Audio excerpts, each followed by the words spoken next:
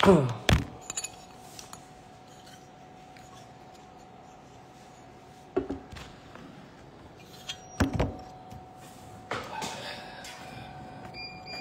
halo.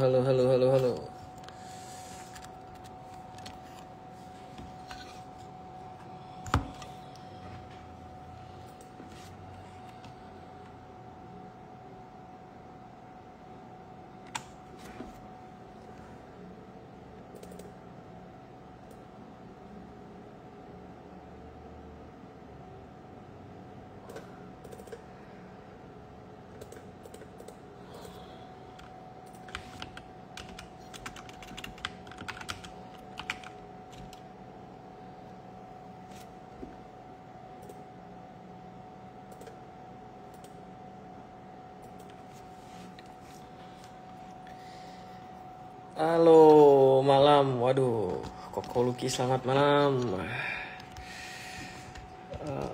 Owner CBRE, siapa owner CBRE? Halo Pak Yuda Wicaksono.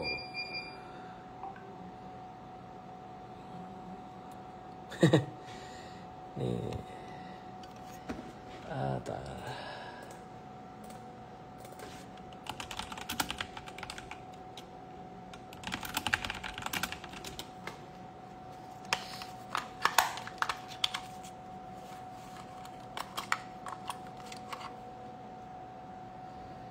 Bentar ya, teman-teman. Ini baterai apa namanya? Oh, AA.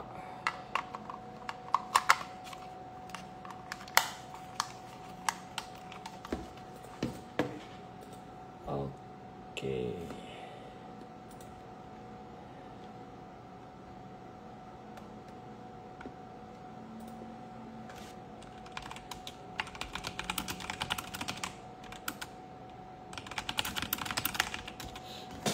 Oke, sorry. Tadi ada pekerjaan sedikit.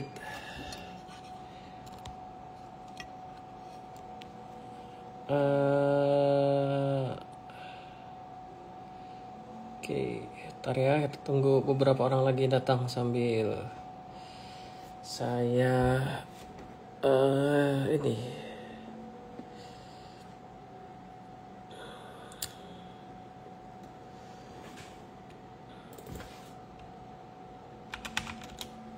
Sambil saya siap-siap sebentar. Ini ada di sini semua para bandar-bandar cilik nih.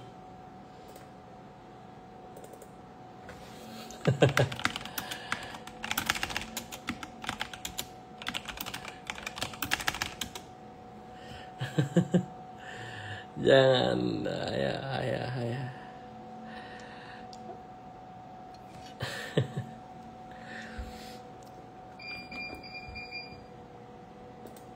Oke, halo teman-teman, selamat malam ya. Jadi kali ini saya mau bahas yang agak heboh nih hari ini. Yaitu jadi gini teman-teman. Nah, saya rubah. Jadi kalau teman-teman perhatiin itu semua warrant terstruktur atau struktur warrant punyanya BQ itu naik gila-gilaan semua gitu. Naik gila-gilaan semua kayaknya hampir semua ya naiknya lumayan gitu. BQ, nah ada apa? Nah saya juga nggak tahu, jadi yang tahu ya tolong kasih tahu saya gitu ya. Nah jadi terus saya sempat bedah saya coba satu-satu saya lihat, dan mostly net buyernya itu XL atau stock bid ya teman-teman. Mostly itu stock bid. Contoh lagi MAPI BQ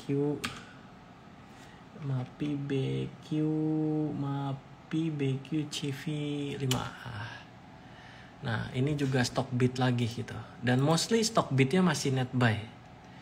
Dan mostly stock bidnya masih pada net buy atau broker XL-nya masih pada net buy gitu. Nah, apa yang aneh? Yang aneh pertama, kenapa semua bayarnya XL? Saya nggak tahu ya timelinenya. Jadi Saya belum sempat olah benar-benar, jadi saya nggak tahu yang mulai pergerakan ini Warren terstruktur BQ yang mana gitu. Saya jujur nggak tahu. Gitu kan. Jadi kita nggak tahu timeline yang mana nih. Cuma yang unik yaitu yang unik dan agak bisa ya, itu XL semua gitu. XL semua. Itu yang pertama, saya juga bingung ya. Dan yang kedua, kalau saya coba sampling beberapa, mungkin kalau teman-teman yang pernah trading waran terstruktur itu pasti relate dengan apa yang saya pikir.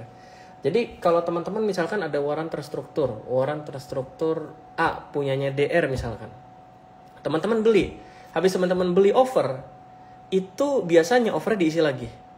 Teman-teman beli lagi, overnya diisi lagi. Teman-teman beli lagi, overnya diisi lagi, sampai barang LP-nya atau barang liquidity provider-nya itu habis. Gitu kan. Tapi saya lihat di beberapa saham BQ ini, itu sorry.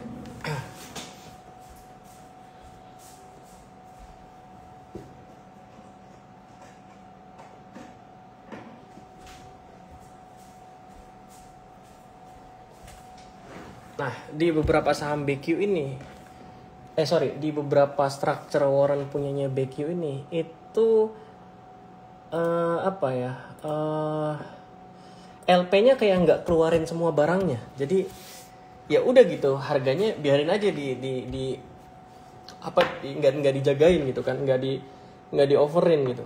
Karena normalnya biasanya ya sebenarnya bukan kewajiban ya, tapi biasanya ya di overin gitu. Jadi agak bingung juga gitu. Terus apakah jadi menarik teman-teman structure warrant BQ ini? Ya jelas enggak gitu, karena biasa kan kalau structure warrant kan ada matrix table-nya kan, ada table matrixnya. Kalau harga induknya segini, harga structure warrant-nya biasanya segini gitu kan. Nah ini udah di luar tabel semua gitu, jadi udah nggak masuk akal harganya. Jadi buat teman-teman, kalau menurut hemat saya, menurut opini saya ya untuk apa teman-teman kejar lagi gitu kan, karena ini sudah di luar harga wajarnya gitu, seperti itu. Tapi ada mungkin juga, tadi kan saya mau pertanyakan kan, kenapa ya kok LP-nya atau LP BQ-nya ini nggak ngisi over. Nah saya nggak tahu, karena saya udah lama nggak trading structure warrant ya. Kalau DR itu pasangnya besar-besar, 20.000, 50.000, 30.000, 10.000. Nah kalau BQ saya nggak tahu. Dan DR itu pasangnya biasa 5 papan atas, 5 papan bawah. Jadi 5 papan atas 50.000, 50.000, 50.000, 5 papan overnya 50.000, 50.000, 50.000, 50.000 gitu. Nah, tapi ada beberapa LP yang masangnya tipis, satu tik cuma 10.000, 10.000 gitu kan. Nah, saya jujur nggak ingat BQ itu gimana sistemnya untuk LP warrant terstrukturnya. Tapi kalau melihat pola transaksi yang seperti ini sih, sepertinya memang masangnya nggak tebal. Jadi kedalaman overnya dan kedalaman bitnya itu nggak tebal. Makanya harganya gampang digerakin gitu. Dan ya kita lihat yang gerakin semua XL gitu kan. Atau Stockbit. Kita lihat hampir semua warrant terstruktur yang gerakin Stockbit seperti itu. Gitu teman-teman. Nah itu terkait structure warrantnya BQ ya. Jadi dan ini nggak ada hubungannya sama menghack ya teman-teman. Jadi apakah ada yang kehack, ada yang kehack, nggak ada. Jadi ini murni market aja ya, yang cukup unik, fenomena market yang cukup unik gitu kan. Fenomena market yang cukup unik. Saya jujur pengen kenalan sosok gagah di balik orang yang pakai broker XL ini gitu kan. Berani bangunin waran sebanyak ini gitu. Seperti itu. Gitu sih. Saya sih rasa ini satu orang yang sama sih sepertinya ya, gitu. Cuma sih saya pengen kenalan sama orang yang gagah berani hakawaran sampai begini, terutama XL ini ya. Ya beli banyak, di semua hampir ada. SMGR, BQ, SMGR, BQ, GR, BQ, CU5A. Ini XL juga gitu kan. Jadi mostly memang XL gitu ya, luar biasa XL ya, yang belakangan luar biasa gitu teman-teman. keuntungannya HK buat apa? Ya saya juga bingung keuntungannya HK buat apa ya. Karena warrant terstruktur itu ada LP-nya dan LP-nya biasa akan ngejagain atau malangin over ya. Jadi besok bukan hal mustahil kalau waran-waran ini yang naik semua ini besok tiba-tiba LP-nya langsung pasang over ke bawah gitu. Mungkin saja gitu, tapi kita nggak tahu, itu kan tergantung LP-nya. Tapi kalau DR biasanya dia akan pasang sesuai matrix table-nya atau nggak jauh-jauh dari matrix table-nya gitu kan. Jadi bagi teman-teman yang hari ini beli belum jual gitu, wah sayang sekali gitu kan. Sayang sekali seperti itu. Gitu teman-teman. Nah, itulah terkait terkait Medco ya, Medco nih. Saya juga masih mengamati Medco terkait structure warrantnya BQ ya, seperti itu. Gitu teman-teman. Ya silakanlah kalau ada pertanyaan boleh. Tapi untuk yang structure warrant ini nggak ada kaitannya sama menghack yang lagi rame, yang lagi viral di podcastnya siapa Koleon itu nggak ada kaitannya seperti itu. Jadi ya ginilah, kita lihat XL gitu.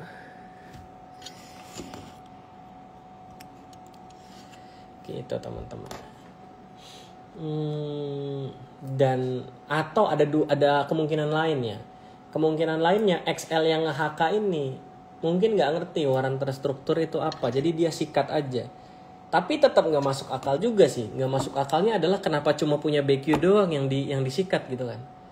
Padahal warrant terstruktur yang tipis-tipis ada punyanya YU, ada punyanya ZP agak tebel, ada punya YU, terus ada punya siapa lagi ya? Saya lupa. HD itu pun seingat saya nggak terlalu tebel antriannya gitu. Dibanding BQ ya seperti itu, tapi ya nggak tahu gitu.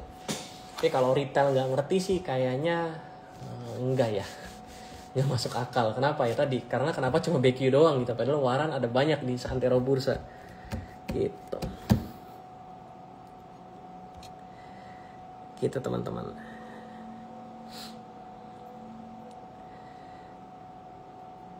Keuntungannya HK buat apa? Nah, itu saya pun bingung. Kita lihat besok gimana. Ya kita lihat aja. Kalau DR itu biasanya dia akan blok sesuai, maksudnya dia akan langsung pasang over sesuai matriksnya. Tapi mungkin nggak Pak barang LP-nya habis? Mungkin. Tapi masalahnya barang LP-nya itu masih pada banyak Pak. Jadi rata-rata BQ harus saya cek ya.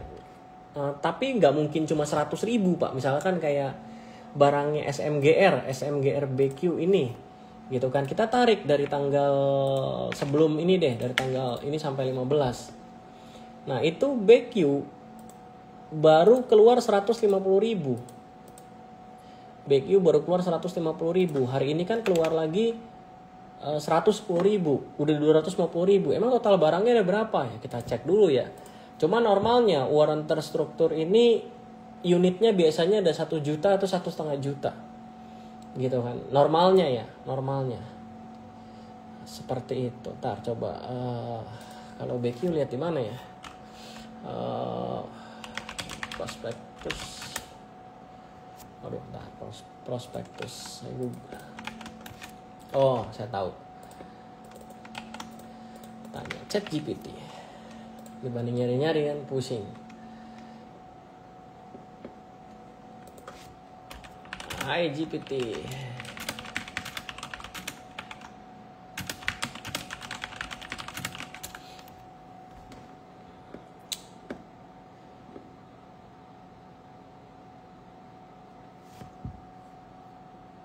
Aduh, ChatGPT-nya tidak terlalu pintar, nggak bisa.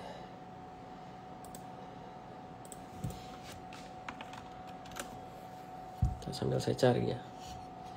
Apakah ada potensi kerugian buat pihak XL? Ya tentu ada kalau harganya turun kan. Iyalah kalau harganya turun ya nggak ada. Kita, nah ini surat kode penerbit. Oh ini SMGR CU. Oh iya aktivitas liquidity provider ya. Coba aja buka tar.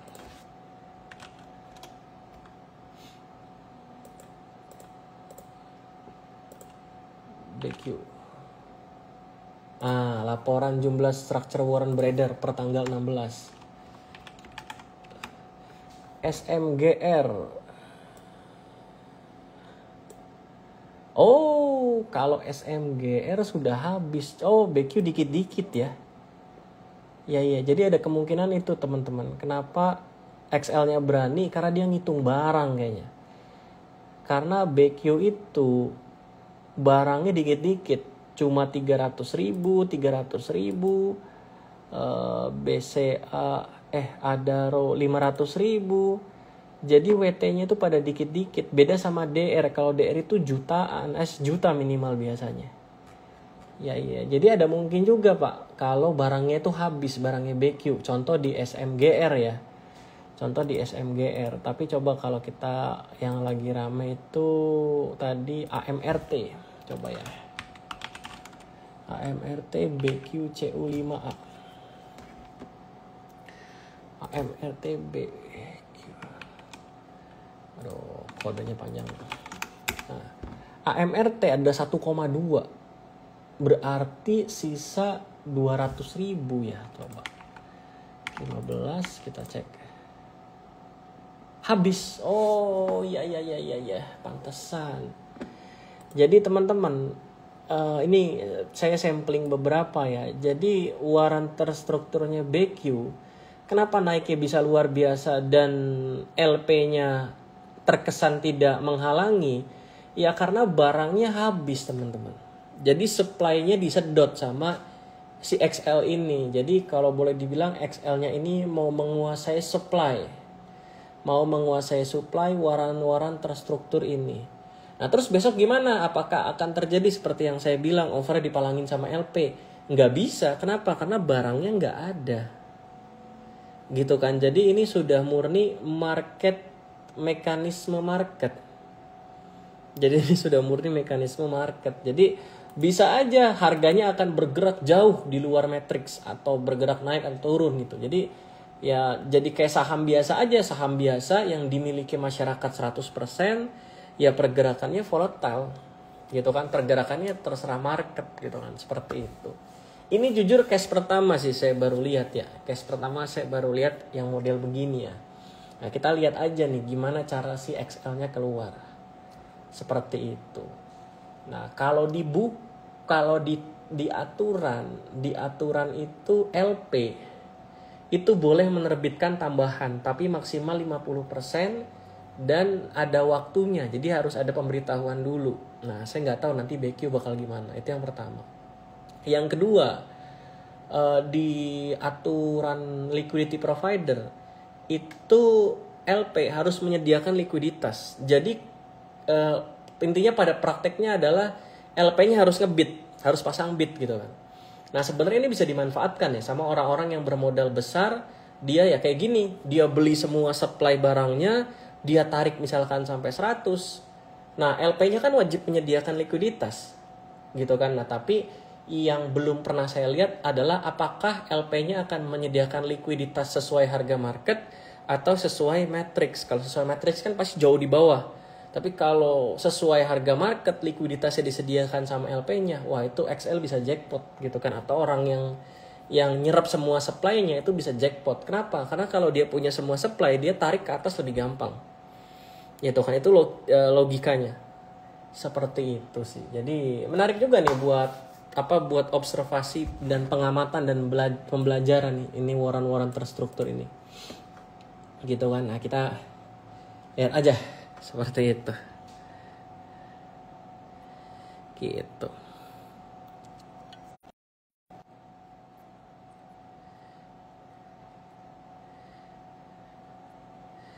Biasa alokasi warren trading berapa persen? Saya udah lagi nggak trading warren, Pak.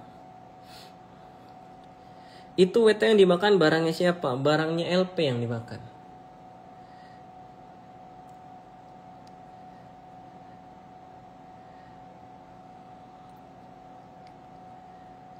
Di warren terstruktur kalau kita cuan artinya apakah LP-nya loss?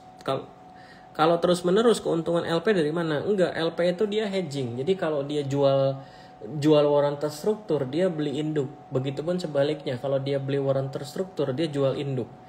Jadi LP itu nggak mungkin rugi. Kenapa? Karena ketika dia jual waran dia beli induk dan sebaliknya. Jadi dia hedging di situ dengan rasio yang sudah dia perhitungkan. Makanya kalau teman-teman coba amati, misalkan teman-teman HK warannya Goto, jangan Goto lah, HK warannya BBRI misalkan. HK warannya BBRI, nanti ketika teman-teman HK warannya BBRI, nanti akan ada dia HK juga saham BBRI kalau saya nggak salah. Karena berbanding lurus, dia beli. Seperti itu teman-teman.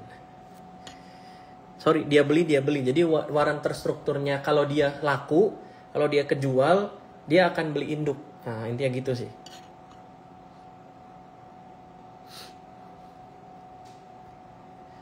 Gitu. Kalau semua dibeli orangnya, apakah orangnya jadi LP? Ya secara tidak langsung orangnya akan jadi LP. Kenapa? Karena dia punya supply paling banyak.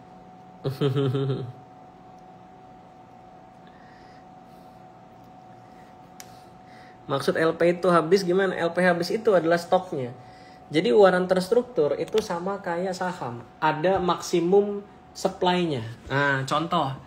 Nah, ini misalkan Antam BQCU5A itu maksimum supply-nya ada 80 juta lembar atau 800.000 lot. Gitu kan, seperti itu.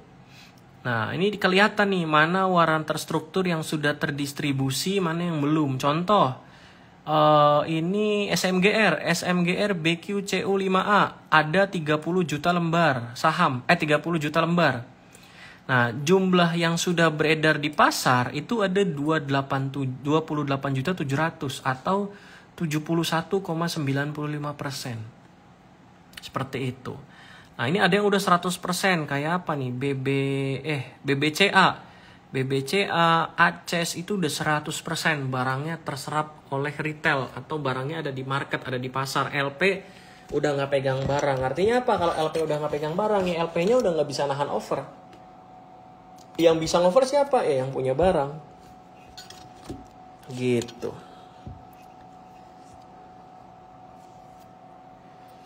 Arahin laptop aja nggak bisa. Saya bukan pakai laptop Pak, saya pakai PC. Nah kalau ngarahin ke PC ya cuma lihat kursi sama speaker tuh, sama mic tuh. Jadi nggak bisa.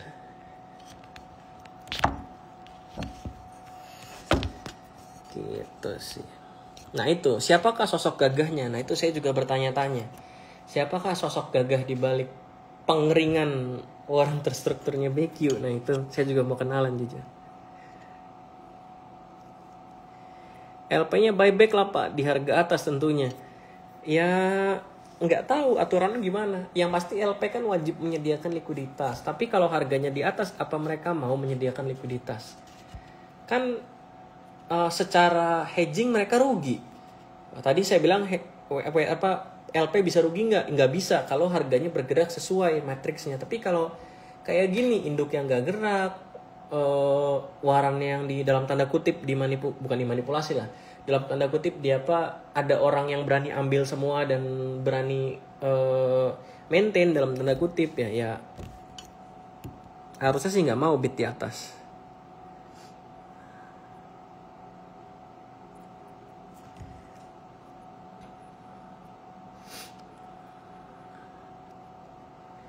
Orang di balik XL kayaknya udah tahu celahnya. Sebenarnya ya mungkin ya. Sebenarnya saya juga sadar sih, cuma saya nggak punya keberanian aja buat untuk ya melakukan ini ya, karena ya ngapain buang duit. Kok LP ngasih semua barangnya Pak? Karena LP harus ngisi likuiditas Pak. Jadi kalau udah ada dimakan overnya diisi lagi, dia makan dia harus isi lagi gitu. Jadi gimana WTBQ ini? Apakah ada masalah? Tidak ada masalah Pak. Ini hal yang baru aja, baru dan unik. Kenapa? Karena ada trader yang berani ngeringin barangnya LP itu. Apakah melanggar? Tidak ada yang dilanggar. Seperti itu. Syarat beli waran apa? Punya duit Pak. Kalau nggak punya duit nggak bisa beli.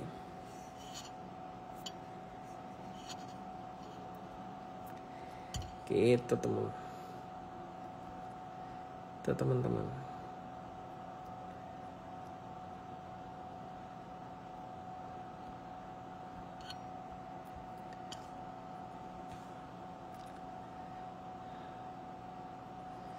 Berarti bisa digerakin dong kalau LP-nya nggak ada barang. Ya iya. Tadi yang saya bilang kan. Gitu teman-teman. Barang habis yang diuntungin LP atau bandar? Sebenarnya kalau secara langsung LP nggak untung. Kenapa? Ya karena dia kan hedging. Dia jadi induk gitu kan. Karena dia warannya laku, dia berarti harus beli induknya biar hedging gitu kan. Seperti itu. Cuma XL-nya apakah untung atau rugi? Ya tergantung. Besok XL-nya bisa pada exit nggak nih di waran terstrukturnya. Gitu. List outstandingnya lihat di website bursa Pak. Ada di website bursa, Bapak bisa lihat. Gitu. Gitu teman-teman. Apa berarti kalau diambil semua bisa jadi ban dengan kuasa penuh? Ya seharusnya bisa. Kenapa? Karena mau kita pasang bid terus sampai ARA yang nggak ada yang bisa guyur, barangnya di kita semua. Barangnya cuma ada 1 juta. XL punya 900.000 misalkan. Dia pasang ARA 110.000, yang bisa guyur cuma 100.000 dan pasti mutlak ARA, tidak akan tidak ARA. Kenapa? Ya karena barangnya habis. Kecuali BQ-nya menggunakan hak prerogatifnya, yaitu menerbitkan 50% dari yang beredar atau dari yang sudah diterbitkan sebelumnya. Nah, itu beda cerita gitu kan. Tapi itu pun terbatas kan 50%. Berarti kalau misalkan yang beredar pertama 1 juta, berarti dia hanya boleh menerbitkan 500.000 lagi. Itu pun harus pemberitahuan dulu setahu saya. Gitu kan. Jadi total 1,5 juta. Ya udah XL tinggal siapin duit lagi gitu kan. Kalau sosok di balik XL-nya ini super kaya kan. Siapin duit lagi 500.000 lot gua telan gitu. Telan semua sama XL-nya gitu kan. Nanti udah gitu udah nggak bisa nerbitin apa-apa lagi. Gitu kan. Seperti itu.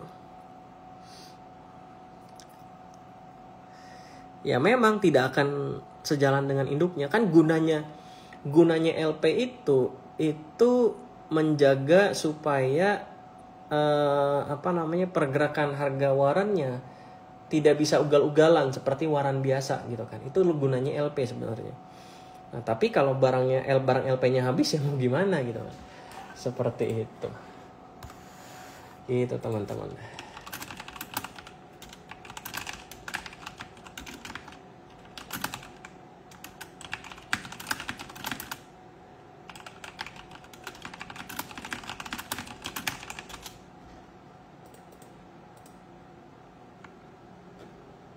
Gitu teman-teman. Gitu, silakan ada pertanyaan lagi sebentar ya, saya urus.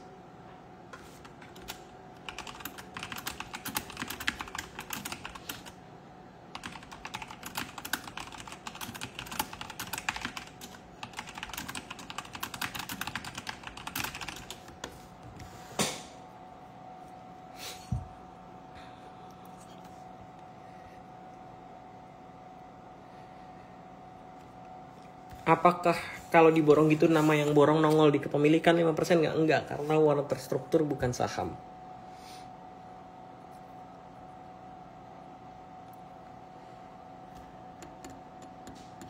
Kayaknya waran terstruktur nggak ada UMA deh Pak, tapi saya nggak tahu ya. Setahu saya sih nggak ada UMA waran terstruktur. Gitu Bapak Ibu. Jadi ambil WPP mas saya udah punya Pak dari 2021 WPP. WMI juga saya udah punya, seperti itu. Pak Frans, bisa di-share cara lihat peraturan terbaru terkait batas kenaikan tertinggi waran? Saya lupa, dulu sempat ada yang share.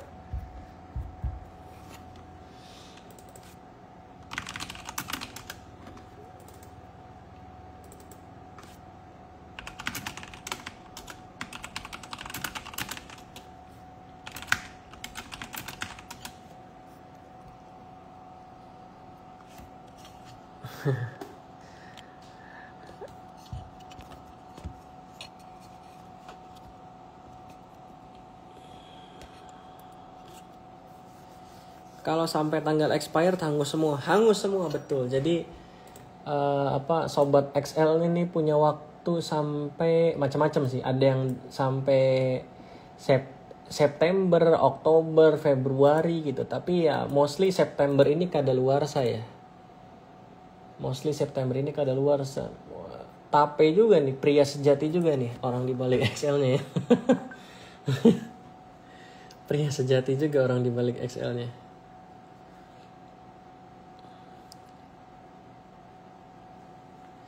Jual barangnya ke siapa Pak? Kalau dinaikin tinggi target retail awam kah? Ya pertama mungkin dia mikir LP-nya bisa. Yang kedua ya retail, siapa lagi?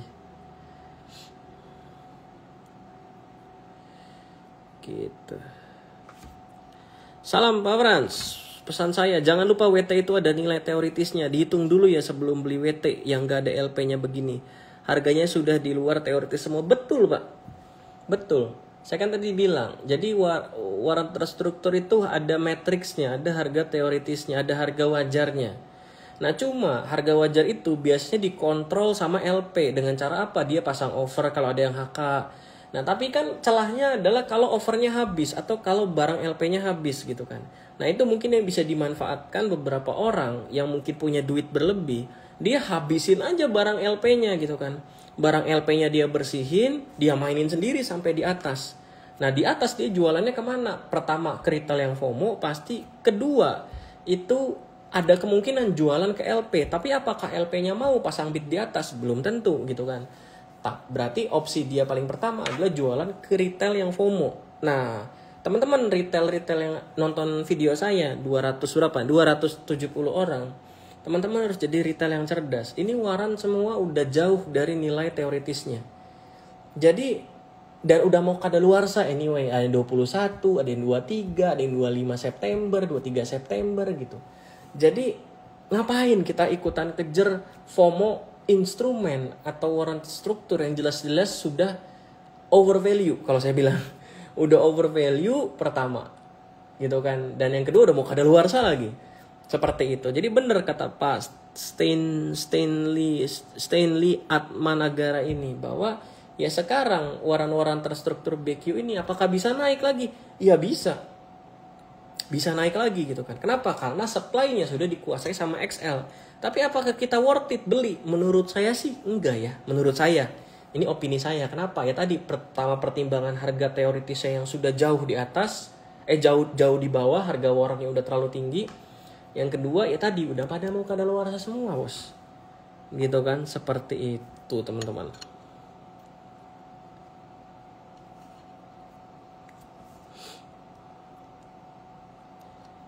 Gitu teman-teman. Apakah ini dihack? Menurut saya sih enggak. Menurut saya.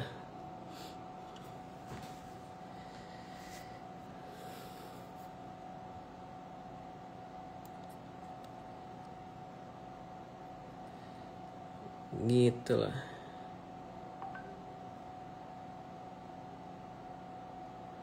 Apakah sengaja kadaluarsa supaya duitnya hangus? Hangus terus siapa yang untung gitu? Bingung juga. Berarti si XL ngabisin LP di harga 1. Iya ngabisin barang di harga. Ya tergantung waran apa ya Pak. Ada yang dihabisin di harga 1, di harga 7 dan seterusnya gitu. Jadi ya memang BQ-nya ini sesuai prosedur. BQ-nya sesuai prosedur, dia pasang over terus-terusan. Tapi ada satu waktu dia kehabisan barang, ya sudah mau apa lagi gitu kan. Makanya harganya pada naik gila-gilaan gitu kan. Seperti itu. Nah ini ada dari Pak Stanley. LP nggak bakal pasang bid di atas karena mereka pasang sesuai harga teoritis atau matriksnya. Nah itu dia. Acuannya memang matriks tapi tidak selalu di matriks Pak. Karena saya pernah dapat warannya DR, matriksnya misalkan ya, matriksnya harusnya harga 24 dia pasang bid, tapi di realita dia pasang 21 bidnya. Itu sahamnya posisi lagi mau arah, jadi volatil banget gitu kan. Tapi memang acuannya biasanya deket-deket matriksnya, harga teoritisnya gitu kan. Tapi ini poin yang betul dari Pak Stanley, bahwa LP nggak bakal mau pasang bid atas. Kenapa? Karena hedgingnya juga kan gak gerak gitu, induk utamanya gitu kan. Dan gak mau rugi lah mereka seperti itu. Jadi satu-satunya cara ya mereka bakal jualan ke retail. Jualan ke retail yang mana? Yang FOMO di forum-forum saham. Wah, ini naik ratusan persen. Ini naik, kemarin naik 400% gitu kan. Nah, ini retail-retail yang ya saya sih harapnya teman-teman di sini jangan sampai lah jadi uangnya hilang 100% di waran-waran ini, karena structure waran kan kalau out of the money uang kita hilang 100% gitu kan. Dan mostly sepertinya ini out of the money semua ya, mostly ya. Ya mostly out of the money semua. AMRT di harga 2.800, S Hardware di harga 950, rasionya 2,8 banding 1 dan seterusnya. Jadi sebenarnya ini out of the money mostly ya. Jadi ya kalau kita beli dan kadaluarsa ya hilang 100%. Jadi buat teman-teman semua, menurut opini saya mendingan nggak usah. Kita jadi penonton dan komentator aja, itu lebih happy dibanding teman-teman beli yang ya model begini gitu, dan mau kadaluarsa dan lain-lain seperti itu. Tujuannya apa ya Pak? Apakah makan barangnya biar bisa dimakan retail? Ya nggak tahu ya. Ya kalau melihat tujuannya, kalau boleh berasumsi ya dia mau mencoba untuk maintain. Ya, mungkin dia berasa wah kayaknya gue bisa nih, dia coba-coba gitu. Kita nggak tahu kebenaran sesungguhnya apa ya. Cuma jujur saya sih pengen kenalan sama sosok di balik XL-nya. Mungkin kalau teman-teman ada yang kenal boleh DM ke saya bayarin kopinya deh. Mau yang 80.000, 20.000, kopi Starling 8.000 juga saya bayarin. Ayo kita ketemu, kita ngobrol. Saya penasaran aja gitu. Gitu.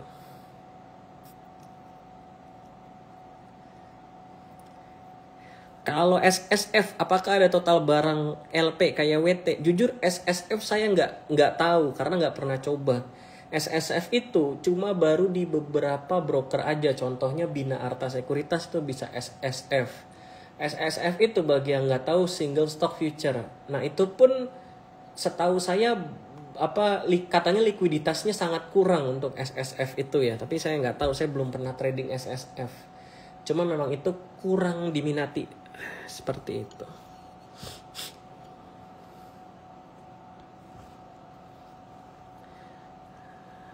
Gitu teman-teman.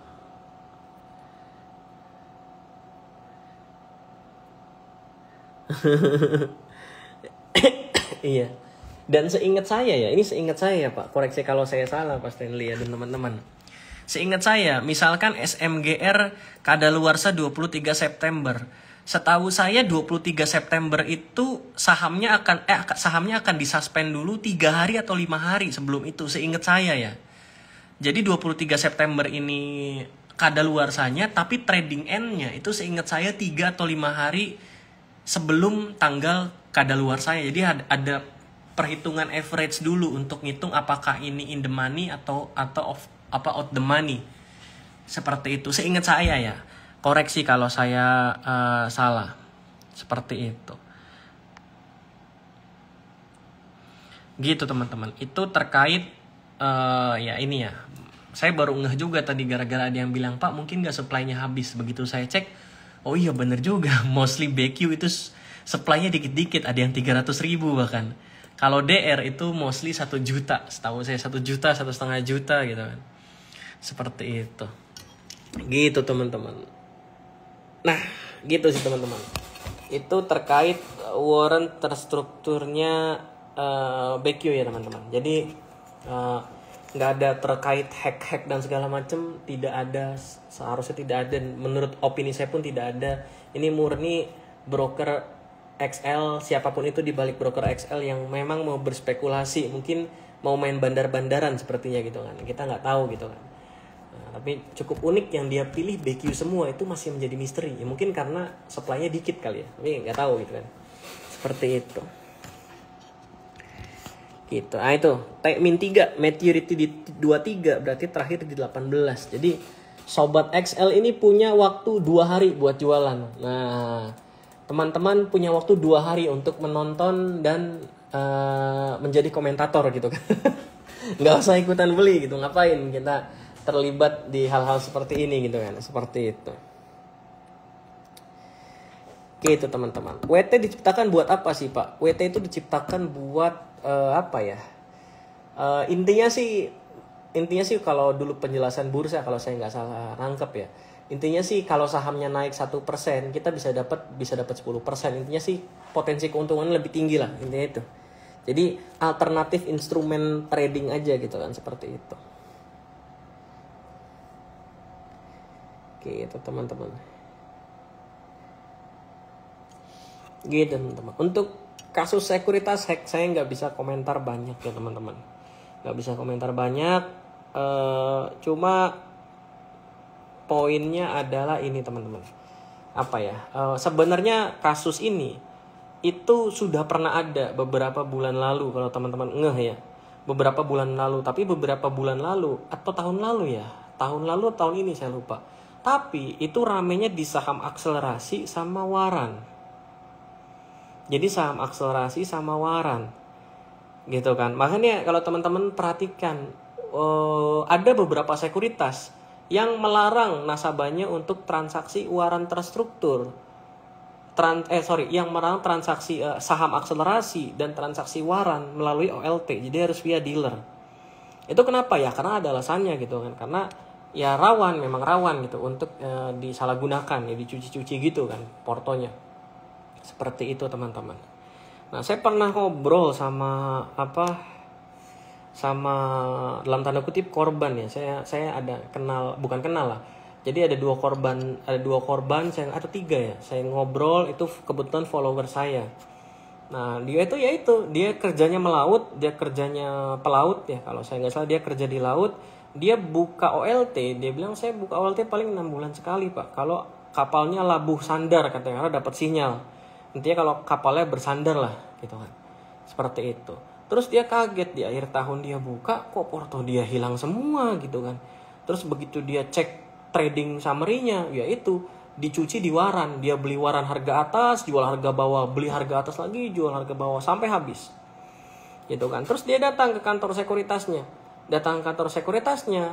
Ya sekuritasnya cuma bilang, ini Bapak kemungkinan kena link phishing. Gitu kan, kena link phishing. Intinya ya mungkin HP-nya atau apa kena virus sehingga bisa kehack gitu kan, kurang lebih begitulah, seperti itu. Tapi bapaknya bilang, link phishing gimana Pak, sinyal aja nggak ada, dia bilang gitu kan, susah gitu, gimana saya phishing gitu, saya posisi di laut, dia bilang gitu kan. Cuma ya udahlah, nasabahnya akhirnya legowo lah, atau ya udahlah gitu kan. Saya nggak tahu apa dia masih trading atau enggak, cuma dia kayak ya udahlah, dia legowo gitu kan, udah kapok aja. Seperti itu gitu kan. Gitu. Nah, kalau yang saya lihat dari fenomena yang lalu, yang tahun lalu itu, sekuritas itu di posisi sebagai musuhnya nasabah kalau saya lihat. Dimana ya jadinya sekuritas itu bukan membantu nasabahnya, tapi lebih ke kayaknya Bapak kena phishing deh, kayaknya Bapak kena ini deh, tapi bukan, ayo Pak sama-sama coba kita cari, bahkan ayo Pak kita coba lapor aparat berwajib, atau mungkin ada audit di sistem segala macam gitu kan. Nah, tapi dengan podcastnya Bro Leon ini atau Ko Leon ini, yang mungkin aja itu membuka mata teman-teman sekuritas dan terutama teman-teman regulator ya, buat ya menangani ini lebih serius gitu. Karena ya sebenarnya kita nggak tahu juga gitu penyebabnya, apakah benar kena phishing atau kita nggak tahu di belakangnya ada apa, kita nggak tahu gitu. Tapi ya itu gitu kan, kalau perusahaan kan maunya simple, oh ini kayaknya kena phishing, selesai, mereka udah nggak ada urusan lagi gitu kan. Begitu sih. Nah gitulah ya, semoga dengan adanya podcast Bro Leon itu bisa membuka mata banyak pihak ya. Ya seperti itu tanggapan saya gitu sih ya. Kita kita harus saling support lah di industri ini, di industri capital market ini ya, terutama para pelakunya gitu. Gitu teman-teman.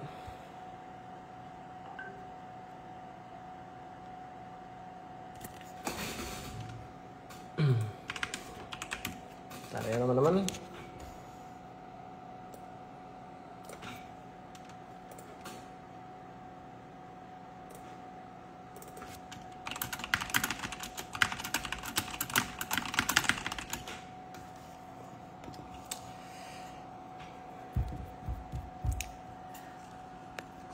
Ada indikasi orang dalam yang main kan nggak tahu. Kita nggak bisa bilang ada, nggak bisa bilang enggak. Jadi itu di luar kuasa saya lebih tepatnya. Jadi saya tidak bisa komentar banyak. Seperti itu. Cuma saya kan nonton podcastnya ya tadi, nonton podcastnya. Jujur saya salut sih sama siapa tadi namanya, Lia ya, Lia atau Lisa saya lupa. Salutnya adalah dia menceritakan pengalaman dia bersama sekuritas tersebut ya. Dia sampai nahan nangis loh. Artinya apa ya? Dia kayak cerita sama mantan dia aja bahwa ini orang-orang yang berharga buat gue. Dia ceritanya sampai menahan nangis gitu. Maksudnya kayak wah, luar biasa sih maksudnya. Dia kelihatan dia tuh memang bener-bener respect sama sekuritas ini gitu. Tapi ya apa mau dikata gitu kan. Gitu.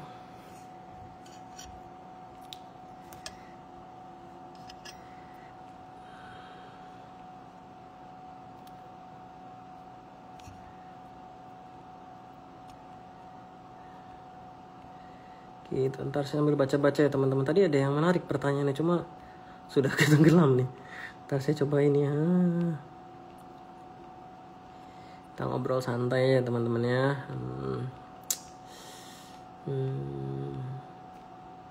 Mana tadi ya, udah hilang nih.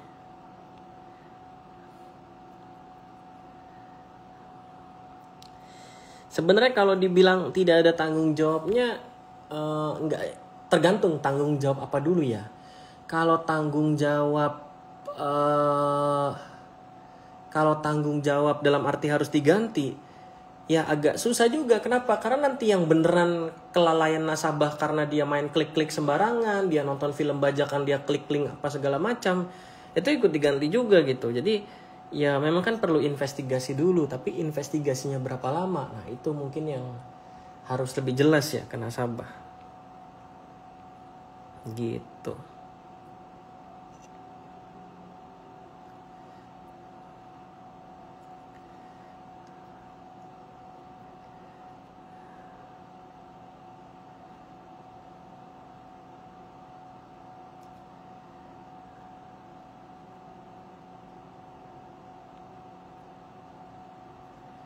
Gitu teman-teman.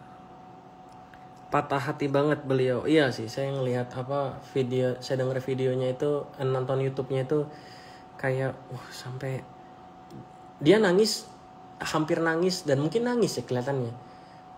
Waktu menceritakan perjalanan dia dengan sekuritas itu loh, bukan perjalanan tradingnya. Ya perjalanan tradingnya ada juga dia nangis gitu kan, tapi ketika dia menceritakan momen-momen di mana dia pilih sekuritas tersebut dan segala macam gitu kan, itu sampai hampir nangis loh. Rasanya luar biasa ya. Gitu.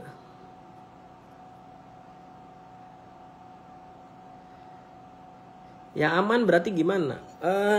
Jujur ya, di dunia digital seperti ini, celah itu pasti ada. Celah itu pasti ada. Jadi kalau sekuritas ini aman nggak? Sekuritas ini aman nggak? Sekuritas aman nggak? Ya untuk sekarang aman, tapi untuk ke depan kita nggak ada yang tahu gitu, karena ini kita bermain di dunia teknologi. Dunia teknologi selalu ada celah, pasti selalu ada celah gitu kan, seperti itu.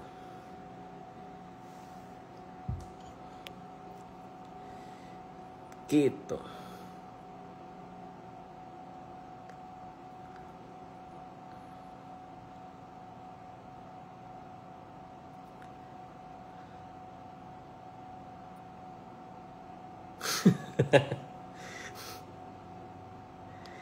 Gitu teman-teman, oke?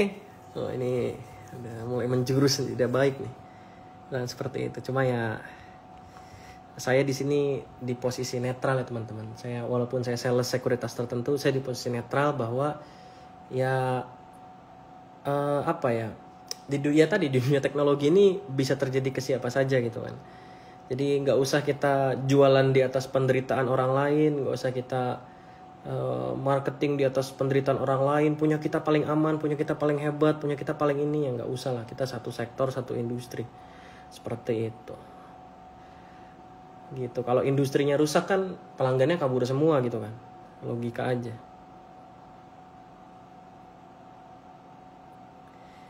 Gitu teman-teman.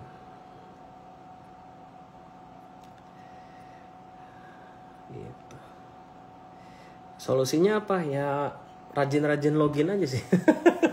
Saya kebetulan hampir setiap hari kan cek buka, walaupun saya jarang trading harian ya, saya buka porto, karena buka porto jadi sering, jadi frekuensi checkingnya memang agak lebih sering gitu kan. Dan jujur ya, ini saya selalu saya ada handphone Android ya, tapi saya bukan menilai jelek Android ya, tapi saya ada handphone Android, tapi yang saya pakai untuk mobile banking, aplikasi sekuritas dan lain-lain semua saya taruh di iPhone gitu kan. Seperti itu sih. Apakah pengaruh ya nggak tahu, cuma setahu saya iPhone itu dari sisi security lebih kuat. Jadi apakah memecah uang ke banyak sekuritas solusinya? Menurut saya bukan. Mungkin bisa dimulai dari device yang kita pakai dulu. iPhone itu lumayan oke proteksi. Gitu teman-teman. Gitu sih. Respect dengan Pak Fran, saya murid online Bapak. Halo Pak, salam kenal dari 2020. Ya kita positif aja, positif 5 aja.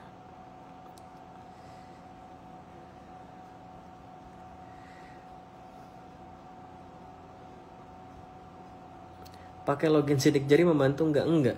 Login sidik jari itu untuk mempermudah kita login di HP tersebut tanpa ketik-ketik password. Begitu. Oh berarti yang trading tiap hari buka OLT itu tidak akan kena hack? Bukan itu poinnya. Poinnya adalah kalau kena hack kita kelihatan, oh ini saham gue pada kemana gitu kan, langsung kelihatan, langsung responsif gitu kan. Tapi kalau kelihatannya baru sore atau 2 hari kemudian ya udah telat. Gitu. Semisal ada case yang sama saat kita buka OLT gimana? Kalau ada salesnya, sekuritas kan ada yang ada sales, ada yang nggak ada. Kalau ada salesnya, langsung telepon salesnya, minta tolong untuk diblokir. Itu langkah paling pertama. Tapi kalau nggak ada salesnya, nggak punya salesnya, langsung ganti password. Karena yang terjadi umumnya yang hack terjadi ini passwordnya nggak diganti. Langsung ganti password. Jadi kalau kita lagi trading, tiba-tiba, loh gue nggak beli saham ini, atau saham gue kemana semua, kok transaksi saham aneh gitu kan. Teman-teman langsung minta blokir ke sekuritasnya. Itu cara paling aman pertama. Langsung minta blokir, udah minta blokir lu aja, yang penting gak ada transaksi gitu kan. Kalau udah blokir kan udah tenang gitu, mau kita tinggal kerja lagi atau mau kita ngobrol sama tim terkait dari sekuritas tersebut gitu kan. Cuma yang paling penting adalah kita minta blokir dulu. Kalau ada sales itu lebih baik. Kenapa? Karena sales di telepon langsung angkat, dia langsung telepon kantor pusat minta tolong blokir, selesai. Tapi kalau nggak ada atau CS-nya robot, nah itu agak repot tuh teman-teman. Kalau CS-nya robot yang diputer-puter, nah itu teman-teman harus mungkin langkahnya adalah ganti password dulu. Itu paling penting sih teman-teman. Jadi langsung ganti password, langsung ganti PIN, seperti itu.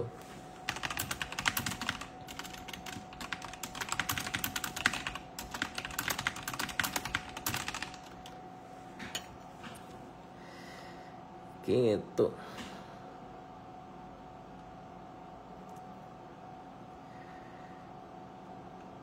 Ganti password seminggu sekali, ya bisa aja gitu. Betul, solusinya ganti password. Kalau perlu setiap hari ganti passwordnya gitu kan. Tapi kalau ganti password setiap hari, rasanya kita juga lupa ya harinya pakai password apa ya. Seperti itu. Gitu teman-teman. Tiap transaksi kan dapat email Pak. Meski nggak login harusnya dapat laporan pembelian penjualan. Betul. Tapi kalau kita nunggu email nanti sore ya udah telat dong Mbak. Bu atau Pak.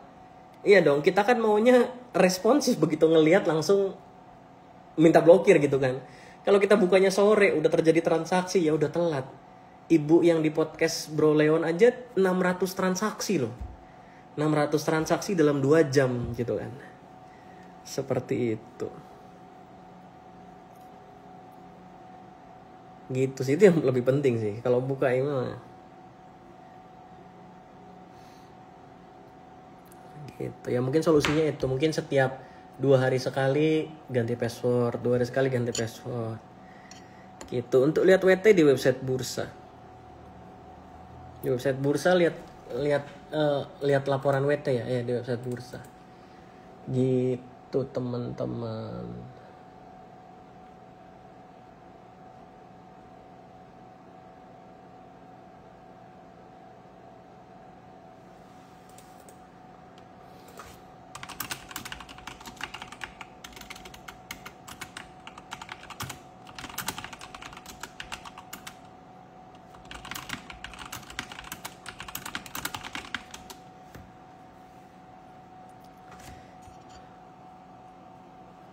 Sampai laporan ke OJK, apakah harus nasabah yang urus?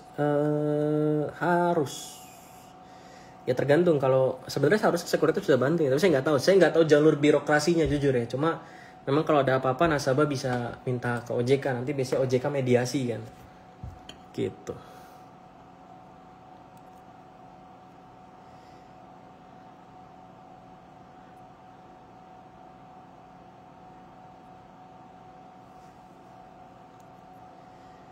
Gitu.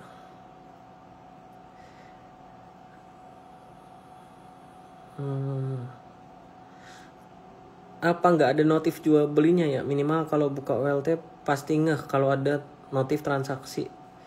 Setahu saya yang transaksi real time jual beli kayaknya nggak ada yang langsung kasih notifikasi ya. Kecuali kita pasang auto order, kita pasang auto stop loss, itu biasanya ada notifikasi. Oh match, ada match, transaksi jalan, itu robotnya jalan, biasanya ada. Tapi kalau order biasa rasanya nggak ada notif ya. Dan kalau ada notif, dan kita trader aktif, itu cukup annoying ya teman-teman. Kalau menurut saya ya.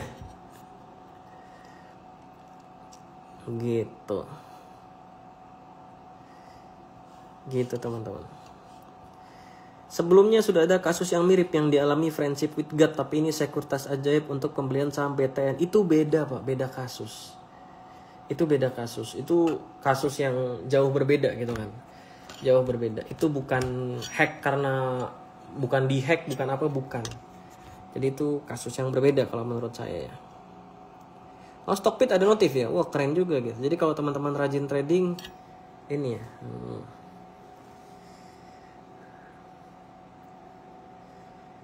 Gitu. Oh, beberapa ada ya. Saya kurang update berarti. Kurang update. Ya, syukur kalau ada gitu kan, bagus. Tapi apakah bisa kasih notif kalau kita lagi nggak login? Misalkan kita lagi tutup aplikasinya nih, kita nggak login nih. Apakah kalau ada transaksi kita dapat notif juga? Nah, itu kita nggak tahu.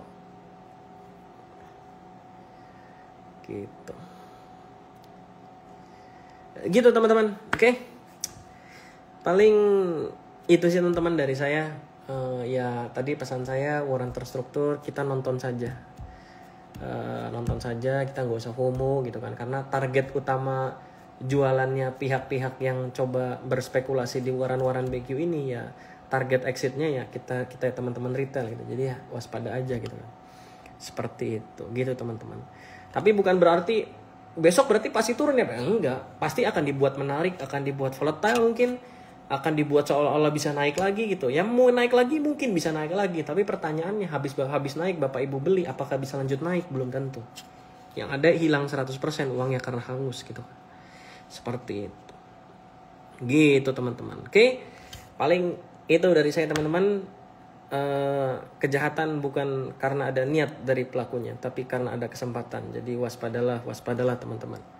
Ya, paling itu semoga cepat pulih semuanya, dari jebol RDN, ada yang kehack, ada yang ini ya, semoga cepat pulih semua dan industri capital market ini bisa sehat lagi.